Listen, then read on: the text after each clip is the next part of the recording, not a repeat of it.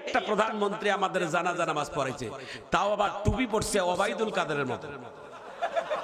Doctor Yunus যখন টুপি মাথায় দিয়ে জানাজা নামাজে গেছে, এক সাংবাদিক কয় এই টুপি তো ডক্টর ইউনূসের না, এটা তো ওবায়দুল কাদেরের টুপি।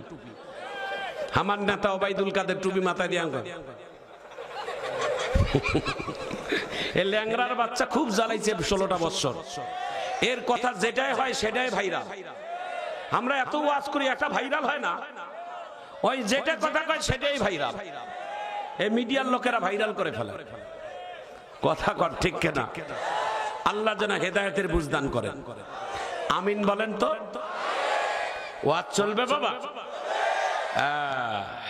চলবে চলবে ইনশাআল্লাহ বলেন। আমাদের ভাইয়েরা, হ্যাঁ সোনার টুকরো যুবকেরা কথা বলবেন, মাঝে মাঝে বলতে হবে যে আনন্দ হবে, ওয়াজও হবে, সবে হবে, তাই না? বিরলের ভাইয়েরা, বিরল থানার যুবকেরা, আমি গর্ব করে বলি বাংলাদেশের বিভিন্ন জেলায় যে আমার দিনাজপুরের জেলা প্রাচীন কালের জেলা। বিভিন্ন দেশের জেলার মধ্যে গিয়ে আমার জেলার প্রশংসা আমরা করি এই জন্য যে আমার এই 13 থানার মধ্যে সব থেকে কোরআন প্রেমিক থানা যদি থাকে তো 13টা থানার মধ্যে সব থেকে প্রিয় থানা হচ্ছেন প্রেমিক, কোরআনের প্রেমিক হচ্ছেন এই বিরল থানা। মারহাবা কর। কারণ আমার কাছে অডিট আছে, আমাদের দিনাজপুর 13 থানার মধ্যে যত মাহফিল কোন থানা হয় না, তার থেকে বেশি মাহফিল হয় এই বিরল উপজেলা। এত ঘরে ঘরে মাহফিল, এত এলাকায় এলাকায় মাহফিল, কিন্তু অভাব নামাজি নাই। কথা কর ঠিক কিনা? হুজুর সারা রাত ওয়াজ শুনবো কিন্তু নামাজ পড়বো না, এটা আচ্ছ বেয়াদব এবং মুনাফিক। কথা কর ঠিক কিনা? রানী শঙ্কল এক মাহফিল গেলাম, এরকম কয়েকটা মাহফিলের লোক ছিল সেখানে, সবাই ওয়াদা দিল নামাজ পড়বে। কুয়াশার কারণে মাহফিলে আজ থেকে আসা হলো না বাড়িতে। আমি বললাম আগে ঘুমাই, ফজরের নামাজের পর যাব। রাস্তার অবস্থা ভালো না, খুবই ঘন কুয়াশা, এক হাত দেখা যায় না। ফজরের নামাজ মুয়াজ্জিন আজান দিল, টাইম হয়ে গেল, দেখি মুয়াজ্জিন, ইমাম আর আমি, আর কোনো লোক নেই। এটা ওয়াজ হবে? কথা কর ঠিক কিনা? এ ভাই, আগে নামাজ না আগে ওয়াজ? যারা ঈশার নামাজ না পড়ে আসছেন তারা তওবা করে নেন, যদি সময় থাকে, এখনো সময় আছে, মাহফিল শোনার আগে আগে নামাজ পড়ে আসেন। কথা কর ঠিক কিনা? ফজরের নামাজটা নিয়ত করেন। ওয়াজ শুনে কোনো লাভ হবে না যদি নামাজ না পড়েন, আল্লাহর কসম করে বলি, জোরে বলুন ঠিক কিনা? ওয়াজ শুনে কোনো কাজ হবে না যদি নামাজ না পড়েন। যার নামাজ নাই তার ঈমান নাই, এটাই 100% সত্য কথা। যার নামাজ আছে তার ঈমান আছে, এটাই 100% সত্য কথা। জোরে বলো ঠিক কিনা? নামাজ নাই, নামাজ পড়ো না, আবার বড় বড় কথা বলো। কথা কর ঠিক কিনা? মাশাআল্লাহ, বাংলাদেশের ইলেকশন যখন আসে, বাংলাদেশের এদেশের মানুষের দুইটা জিনিসের দাম বাড়ে। একটা টুপির দাম বাড়ে। টুপি কোথায় থাকে? সব নেতারা টুপি কেনা শুরু করে, রং বেরঙের বড় বড় টুপি। হুজুরদের মাথাও এত দামি টুপি নাই। কথা কন ঠিক কেন? নেতা যেখানে যায় ভোট চাওয়ার জন্য, সেখানে আগে কয় নামাজ, তারপরে ভোট। নেতার এক খুব কাছের মানুষ অ্যাসিস্ট্যান্ট ডাক দিয়ে বলে, স্যার আপনি আজকে জোহরের নামাজ 5 বার পড়ছেন। কয়বার হয়েছে? কয় 5 বার। আজকে কম হলো, আগামীকাল 10 বার হবে। কয় কেন? জোহরের নামাজ ফির একবার, আবার 10 বার কেন? কয় জানো না, যেই এলাকায় যাব আগে নামাজ, নামাজ পড়লে দেখবে যে মানুষকে সর্বনাশ, আমার নেতা যে নামাজি, এক ছাড়া আর কাউকে ভোট দেওয়া যাবে না। কথা কন ঠিক কিনা? তোমরা আমাদেরকে ধর্ম ব্যবসায়ী বলো, ধর্ম ব্যবসায়ী এদেশের ওলামায়ে কেরাম নয়। ধর্ম ব্যবসায়ী হচ্ছেন যারা ধর্মকে নিয়ে, যারা লালন করে, ধর্ম নিয়ে যারা হঠাৎ করে টুপি মাথায় দেয়, যারা ধর্ম নিয়ে ইলেকশন করে, তারাই হচ্ছেন অরিজিনাল ধর্ম ব্যবসায়ী। কথা বলেন ঠিক কিনা? ধর্ম ব্যবসায়ী আমরা ইমানদার, আমরা আলেম ওলামারা না। বিবেচনা করে কথা বলিয়েন, আল্লাহ যেন হেফাজত করেন, আমিন বলেন। কথাটা বলছিলাম, ভালো করে শুনে নেন। আমল ছাড়া আল্লাহর কাছে কোনো দাম নাই। বাবা, যুবক শুনে নাও বাবা, কারো ব্যক্তিত্ব, কারো চেহারা, কারো পোশাক, কারো সার্টিফিকেট, কারো বংশ, কারো দল, এগুলো আল্লাহ দেখবে না বাবা। আল্লাহ দেখবে কার আমল ভালো, সে আল্লাহর কাছে দামি। বেলাল হলেন একজন হাফসির গোলাম। বেলাল মদিনার ভিতরে দুইজন সবথেকে কালো সাহাবী ছিল, মদিনার ভিতরে সবথেকে কালো। হাড়ির পাতিলা যেমন কালো, তার থেকে বেশি কালো হচ্ছেন বেলালের চামড়া, বেলালের চামড়া। আরেকজন সাহাবীর নাম হচ্ছেন হযরতে সাআদ, ওনারও চামড়া কালো। মদিনার কোন মেয়েরাই তাকে লাইক করে না, কেউ তাদেরকে বিবাহ করতে চায় না। আল্লাহর নবী ডাক দিয়ে বলে, কিরে বেলাল, হে সাআদ, বিয়ে কেন করো না? কয়, ইয়া রাসূলুল্লাহ, বিয়ে করার তো মন চায় কিন্তু করি না। মক্কার কোন মানুষে আমাদেরকে মেয়ে দিতে চায় না, নো লাইক কয়, কালো বলে নো লাইক। তাই নাকি? বলে হ্যাঁ। হে সাআদ, আমি তোর বেলালের, তোমার বিবাহের দায়িত্ব আমি বিশ্ব নবী নিয়ে নিলাম। সুবহানাল্লাহ বলেন। সাআদ, আমি তোর বিবাহের দায়িত্ব নিলাম। মদিনার ভিতরে একজন সুন্দরী সুরসী পরিবারের একটা সুন্দরী রূপসী মেয়ের সাথে তোমার বিবাহ হবে। সুবহানাল্লাহ কর। আল্লাহর রাসূল অপেক্ষায় আছেন, সাহাবী নামাজে আসবে। নামাজে আসার সঙ্গে আল্লাহর রাসূল সাহাবীকে বললেন, নামাজের পর বসিও, তোমার সাথে কথা আছে। সাহাবী বসে গেলেন। আল্লাহর নবী ডাক দিয়ে বলে, সাহাবী, তোমার বাড়িতে তোমার একটা মেয়ে ছিল না, ছোটবেলায় দেখছিলাম খুব সুন্দরী? বলে হ্যাঁ হ্যাঁ হ্যাঁ। আপনার মেয়ের নাম কি জানো? বলে রুকাইয়া। সুবহানাল্লাহ বলে। বলে তোমার রুকাইয়া কি বিবাহের মতো উপযুক্ত হয়েছে? কইয়া লাব্বাইক ইয়া রাসূলুল্লাহ, উপযুক্ত হয়েছে। বলে আমার কাছে একটা বর আছে, আমি তার সাথে বিবাহ দেব। নবীর সাহাবী আনন্দে আত্মহারা হয়ে গেল। আল্লাহর নবী, আপনার হাতে আমার মেয়ের বিয়ে হবে, বিবাহের ঘটক আপনি নিজে হবে। কই সুবহানাল্লাহ জোরে কর। আপনি নিজেই আমার মেয়ের ঘটকালি করবে। আমার মেয়ের সাথে কোন জমিদার পরিবারের সন্তানের বিয়ে দিবেন? কাকে দিবেন? আল্লাহর নবী বলে, আমি যাকে চয়েস করছি তার চেহারা কালো কিন্তু গুণ ভালো। সুবহানাল্লাহ জোরে কর। কে? বলে সাআদ। সাআদের নাম শোনার পর লোকটা নিচের দিকে তাকাইছে। নবীর সাথে বেয়াদবি করতে পারবে না বলে চোখের পানি ফেলতেছে। মনে মনে ভাবতেছে, আমার মেয়েটা পূর্ণিমার চাঁদ, আর এই মেঘের সাথে পূর্ণিমার চাঁদকে তো আলো ছড়াইতে দিবে না, মেঘ তো তাকে ঢাকিয়ে রাখবে। একটা কালো মানুষের সাথে আমার মেয়েটা কেমনে সংসার করবে? একটু চিৎকার দিয়ে জোরে কোন আল্লাহু আকবার। এই ঘটনাটা ঘটছিল ওই সাহাবীর বাড়ির মধ্যে, আর এই ঘটনাটা শুনতে পারতেছে তার মেয়েটা পদ্মার আড়াল থেকে। একটু চিৎকার দিয়ে জোরে কোন আল্লাহু আকবার। আল্লাহর নবী ডাক দিয়ে বলে, এ সাহাবী, তোমার মেয়ে অনেক সুন্দরী, আর যেই সাহাবীটার সাথে বিবাহের প্রস্তাব দিলাম সেই সাহাবীটা কালো। কালো হলেও কিন্তু সেই সাহাবীটা আল্লাহর কাছে বড় দামি। এরে সাহাবী, তোমার এই সুন্দরী মেয়েটার সাথে আমার এই কালো সাহাবীটার বিবাহের প্রস্তাব দিলাম, তুমি গ্রহণ করো। ওই লোকটা সাহাবীটা কথা বলবে না বলবে এমন সময় ঘরের ভিতর থেকে আওয়াজ আসলো, আব্বু, আপনি কেন যেন রাজি হচ্ছেন না জানি না। বিশ্ব নবী রাহমাতুল লিল আলামিন যার সাথে আমার বিবাহের প্রস্তাব দিয়েছে, আমি এক বাক্যে আর কোনো শুনতে চাই না, আমি রাজি হয়ে গেলাম। কারণ যেই লোকটা আমার নবী চয়েস করে সেই লোকটা আমার আল্লাহর কাছেও চয়েসে। একটু চিৎকার দিয়ে জোরে বলা যায় না আল্লাহু আকবার। আল্লাহর নবী যাকে ভালোবাসে আল্লাহও তাকে অবশ্যই ভালোবাসবে। আল্লাহর নবী যাকে ঘৃণা করবে আল্লাহও তাকে ঘৃণা করবে। বিসমিল্লাহির রহমানির রহিম।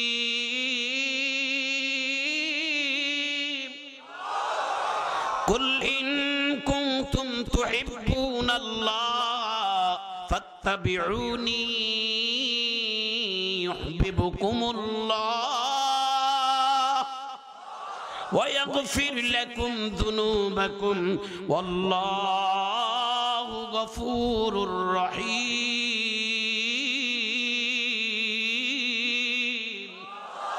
রাসূলের বিধান মানিবে যখন আল্লাহ হবে তোমাদের আপন। এ জগতে সারো কি লৌহ কলম সবে হবে তোমাদের আপন। মারহাবা। এই যুব সমাজ, যারা যারা বিয়ে শাদী করেন নাই তোমাদের একটা দল, যারা যারা বিয়ে শাদী করেছেন তাদের একটা দল। মারহাবা। যেহেতু বিয়ে শাদীর দলের লোক কম, অবিবাহিত বেশি, এই জন্য আপাতত এই খেলাটা চেঞ্জ করে দিয়ে নতুন একটা পরিবর্তন করে যে বাঁশের এই দিকের একটা দল, বাঁশের এই দিকে একটা দল। মারহাবা। এই দায়িত্বের ভাইয়ারা, আমি যখন প্রথম হাত উঠাই তাকবীর দিতে বলবো, আপনারা তাকবীর দিবেন ইনশাআল্লাহ বলেন। বিবাহিতর সংখ্যা কম, অবিবাহিতদের বেশি, যার কারণে এই সিদ্ধান্ত চেঞ্জ করা হলো। মারহাবা বলে। এই ভাইয়ারা, বাসের এই দিকের ভাইয়ারা জোরে একটা হাত তুলে মারহাবা দিবেন, আল্লাহু আকবার বলবেন। এখন না, আমি যখন বলবো তখন দিবেন ইনশাআল্লাহ বলেন। কি ছোট্ট একটা প্রতিযোগিতা হবে তো ইনশাআল্লাহ? দেখে হাত তুলে দেন আগে। এই দিকেরটা না, আর এই দিকে দেখেন, এই দেখেন, ওই দিকে দেখেন না। মারহাবা কর, হবে ইনশাআল্লাহ হবে। তাহলে গলাটা ছেড়ে দেন, জোরে বলেন মারহাবা। এখন আপনারা, তারপরে আপনারা, এই যুবক তোরা প্রস্তুতি নে, ওদের সাথে তোমাদের বেশি তুলনা করতে হবে। মারহাবা কর। রেডি আছে? শুরু করব? এই ভাই করব না? ভানি ভাই করব? মাশাআল্লাহ। বিসমিল্লাহির রহমানির রহিম। কুল ইন কুনতুম তুহিব্বুনাল্লাহ ফাত্তাবিউনি ইউহিব্বুকুমুল্লাহ।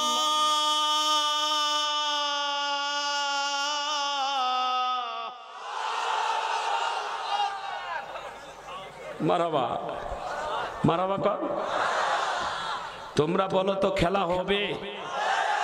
হাত তুলে বলো। দেখেন ভাই, এখন দেখি এদের আওয়াজ কেমন। মারহাবা কর। তবে এদের সংখ্যা একটু বেশি, তবে এদেরটা এইদিকে বেশি থাকলে আপনাদের ফির আবার দাঁড়ানো লোকগুলো বেশি আছে।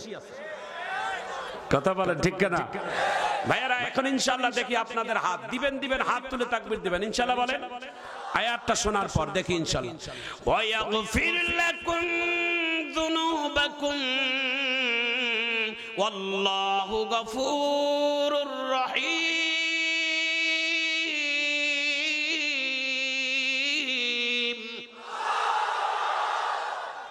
এই দল বেশি, হ্যাঁ? ভেজাল আছে, ভেজাল আছে। আচ্ছা, এটা ফাইনাল হয় না, এটা সেমিতে হইল, আর এটা ফাইনালে একটু পরে ওয়াজ করে নেই, তারপরে হবে ইনশাআল্লাহ বলেন। মাঝে মাঝে এরকম আনন্দ দেওয়ার দরকার আছে না নাই? নালে এল্লা ডাইরেক্ট ওয়াজ শুনবে না, এল্লা চ্যাংড়া মানুষ না। এদের অবস্থা তো আমি জানি, এদের খালি এরা আসিফের ভক্ত, মুই জানো ভালো করে। আসিফের চেহারা ভালো, মোর চেহারা খারাপ। চেহারা খারাপ, মুই বুড়া হইছ, মোর দাড়ি পাকছে দুই একটা। আসিফ এসে বলবে আই লাভ ইউ, চেংড়া গুলো সবে জানো রে ভাই। মুহ যদি বিউটি পার্লারও যাই মাঝে মাঝে সাজতা, মুইও আসিফের থেকে কম হবো না। মোর চেহারাও এটা খুব খারাপ যে তাও না। মারাবা কর। এই যুব সমাজ, সৌন্দর্য দিয়ে আল্লাহর কাছে কোনো লাভ হয় না। আল্লাহর কাছে লাভ হয় তার ইমানের ব্যক্তিত্ব পরিচয় দিয়ে। চিৎকার দিয়ে জোরে বলুন ঠিক কেন? কারো বংশ, কারো পরিচয়, কারো লাভ নাই। তার একটা হাদিস আপনাদের কাছে বলে যায় ইনশাআল্লাহ বলেন। রসুলের আদরের কন্যা, নয়নের মণি, রসুল যাকে বলা হয়েছে, রসুল যাকে বলা হচ্ছেন ফাতেমা তু বিদআতিন মিন্নি, ফাতেমা আমার কলিজা। ফাতেমার ইন্তেকালের পরে ফাতেমার কবর খননের জন্য একজন জলিল কদর সাহাবী কবর খুঁড়েছেন নিজের হাতে, যার নাম হযরতে আবু যর গিফারী রাদিয়াল্লাহু তাআলা আনহু। কবরটা সম্পূর্ণ কমপ্লিট করার পর হযরত আবু যর গিফারী কবরের একদিকে দাঁড়িয়ে বলে, এই কবরের মাটি, তুই কি জানিস আজকে তোর বুকে কেমন মেহমান আসবে? কবরের মাটির কোনো আওয়াজ নাই। আবার পূর্ব দিকের মাটিকে ডাক দিয়ে বলে, এই কবরের মাটি, তুই জানিস আজকে তোর বুকে কোন মেহমান আসবে? কবরের মাটির আওয়াজ নাই। আবু যর গিফারী আবার কবরের নিচের মাটির দিকে তাকায় বলে, এই কবরের মাটি, তুই জানিস আজকে তোর বুকে কোন মেহমান আসবে? কবরের আওয়াজ নাই। আবু যর গিফারী যখন কোনো কথাই বলে না, কবরের দুই পাশের মধ্যে হাতের হাত দিয়ে, দুই ধারির হাত দিয়ে উঠতে চায়, অটোমেটিক কবর থেকে একটা ভয়ঙ্কর আওয়াজ। হ্যাঁ আবু যর, এতক্ষণ তুই প্রশ্ন করেছিস, আমি শুনছি, এখন আমি বলবো, তুই শোন। আল্লাহু আকবার বলেন। প্রথম প্রথম তুই বলেছিস যে কবরের মাটিতে কে আসবে জানো? আল্লাহর নবীর নয়নের মণি কলিজার টুকরো ফাতেমা, যাকে আল্লাহর নবী সবথেকে দুনিয়াতে বেশি ভালোবেসেছেন, তার মেয়ে ফাতেমা আসবে। শুনে নাও, আমি রসুলের মেয়ে ফাতেমাকে আমি চিনি না, আমি কবরের মাটি চিনি আমল। যারা ভালো আমল নিয়ে আসবে তাকে আমি সম্মান করব, যে খারাপ আমল নিয়ে আসবে তাকে আমি সাইজ করব। কথা বলে ঠিক কিনা? দ্বিতীয়বার তুমি বলেছো যারা নাকি ইমাম হাসান হুসাইনের মা, আল হাসাইন ওয়াল হুসাইন সাইয়্যিদা শাবাবি আহলিল জান্নাহ, জান্নাতের যুবকদের যেই দুইজন সর্দার হবে তাদের দুইজনের মা হচ্ছেন ফাতেমা। খবরদার কবরের মাটি হাসাইন হুসাইনের মায়ের সাথে বেয়াদবি করো না। হে আবু যর, আমি হাসানকেও চিনি না, হুসাইনকেও চিনি না, আমি চিনি কবরের নেক আমল আর বদ আমল। তৃতীয়বার তুমি বলেছো তিনি নাকি জান্নাতের রমণীদের সর্দার, ফাতেমাতু সাইয়্যিদাতুন নিসাই আহলিল জান্নাহ, জান্নাতের সর্দার নাকি ফাতেমা, সমস্ত নারীদের সর্দার নেতৃত্ব হতে পারে। তিনি যদি আমল খারাপ করে নিয়ে আসে, আমি কবরের মাটি তার সাথে খারাপ ব্যবহার করব, আর যদি ভালো আমল নিয়ে আসে আমি তার সাথে উত্তম ব্যবহার করব। কবরে কেউ সুপারিশ করতে পারবে না, কারো ব্যক্তিত্বে পরিচয় যাবে না। কবর শুধুমাত্র পরিচয় জানবে আমল ভালো না খারাপ। জোরে বলো ঠিক না? তোমার মতো সলিমউদ্দিন কলিমউদ্দিনের কবরে কোনো খাওয়া নাই। গাড়ি ধরছে, কয় আমি মন্ত্রীর ছেলে, তোমার চাকরি থাকবে না, তুমি ট্রান্সফার হয়ে তুমি সেই যাবা কোথায়?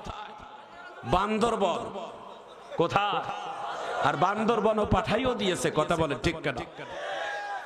ইসলাম যেদিন আইন শাসন আসবে, কোন পুলিশকে আর বান্দরবন যাওয়া লাগবে না। কেন? ইসলামের রুলস অনুযায়ী যারা পরিচালনা করবেন, সঠিকভাবে পরিচালনা করবেন, কাউকে দেখার টাইম লাগবে না, আর কারো হুমকি ধামকিও তখন আর কাজে আসবে না। কথা বলেন ঠিক কিনা? বাংলাদেশে এখন বাংলাদেশের 70% লোক, কি আওয়ামী লীগ, কি জাতীয় পার্টি, কি বিএনপি, কেউ বোঝে না। 70% লোকের মনের কথা, এবারের বাংলাদেশ হবে ইসলামের দেশ, এবারের বাংলাদেশ হবে কোরআনের দেশ, এবারের বাংলাদেশ হবে ইসলামিক আইনের দেশ, কোরআন দিয়ে রাষ্ট্র পরিচালনা হবে ইনশাআল্লাহ। কারা কারা চান? হাত তুলে আল্লাহু আকবার বলে।